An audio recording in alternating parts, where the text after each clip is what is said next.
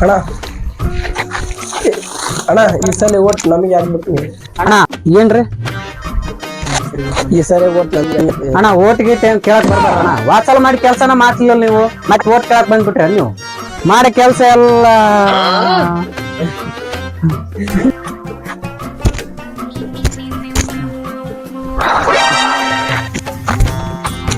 ಮಾಡಿದ್ರೆ ಬಂತು ಮಾಡ್ಲಕ್ ಬಂತು ಈ ಸಲ ನಮ್ಮ ಮಲ್ಲನ್ ಗೌಡ್ರಿಗೆ ಜೈ